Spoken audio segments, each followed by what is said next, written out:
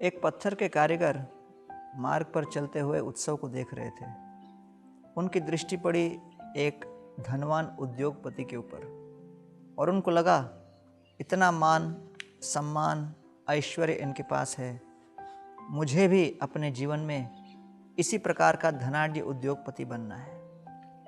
ऐसी कल्पना कर रहे थे, स्वप्न देख रहे थे।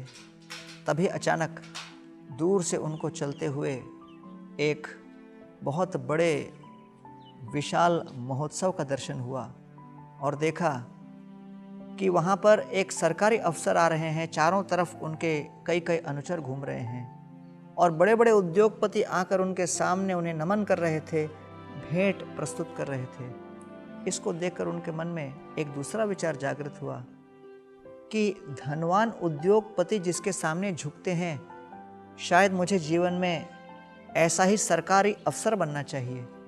देखिए, जैसे ही उनका यहाँ पर उपस्थिति होती है, सब बड़े बड़े उद्योगपति उनके सामने आकर झुकते हैं। हाँ, मैं ऐसा ही सरकारी अफसर बनूंगा।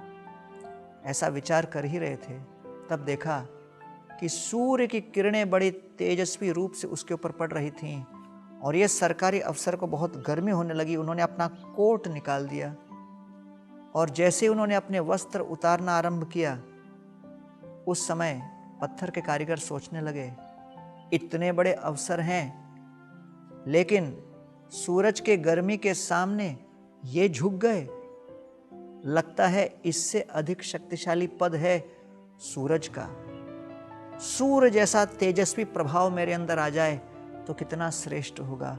ऐसे कल्पना कर ही रहे थे तो उसी समय अचानक बादल का एक बहुत बड़ा झुंड वहां आकर उस सूर्य को आच्छादित कर दिया। सूर्य की किरणें चारों दिशाओं में प्रकाश देना बंद कर दी और अंधकार सा छाने लगा।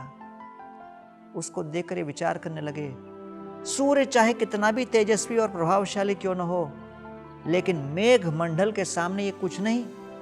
लगता है मुझे मेघ मंडल की भांति ओजस और प्रभाव उत्पन्न करना पड़ेगा। अचानक वायु का झोंका पड़ा और उस बवंडर के कारण जितने वहां मेघ मंडल थे सब तितर बितर हो गए। मन में विचार उत्पन्न हुआ कारीगर के, लगता है ये वायु की शक्ति इस बादल की शक्ति से भी अधिक शक्तिशाली है। तो हो सकता है वायु जैसा तेज मेरे अंदर आ जाए तो कितना महान होगा। ऐसा वो कल्पना कर ही रहे थे। देखा कि वायु का प्रभाव बहुत बुरी तरह तीव्र गति से चलता हुआ भी विशाल पर्वतीय चट्टान को जाकर टूट जाता और उस चट्टान को कुछ नहीं हुआ। बारंबार बवंडर के द्वारा आक्रमण होने पर भी उस पर्वतीय चट्टान के अंदर रंच मात्र परिवर्तन नहीं आया, वो स्थिर और अडिग रहा। इसको देखकर वो कल्पना करने लगे, लगता है वायु से अधिक प्रभावशाली ये पथरीली चट्टान है।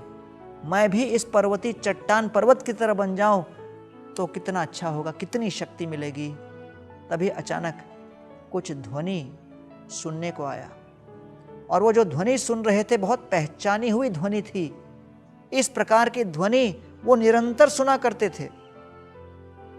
निकट में जाके देखा तो उस पर्वतीय चट्टान के नीचे एक पत्थर का कारीगर अपने औजार लेकर उस पत्थर को तोड़ रहा था और इस बात को सिद्ध कर रहा था कि उस पथरीली चट्टान से अधिक शक्तिशाली है ये पत्थर के कारीगर का औजार और वो पत्थर का कारीगर।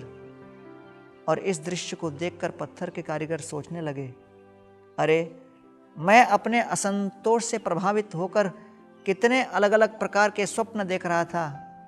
सोचा कभी उद्योगपति बनूंगा, कभी सरकारी अफसर बनूंगा, कभी सूर्य का प्रभाव प्राप्त करूंगा, कभी वायु, कभी मेघमंडल इत्यादि, लेकिन सबसे अधिक शक्तिशाली तो यही पत्थर का कारीगर है जो पहले से मैं हूं। इसलिए कृष्ण गीता में कहते हैं, जगत की सबसे बड़ी शक्ति है संतोष। प्रसादे सर्व दुखानाम हानिरस्योपजायते प्रसन्न चेतस ह्याशु बुद्धिर पर्यवतिष्ठति। जब व्यक्ति अपने हृदय के भीतर वास्तविक संतोष का अनुभव करेगा, उसके हृदय के हर प्रकार के दूसरी हीन भावनाएं, दुख, क्लेश इत्यादि मिट जाएंगी।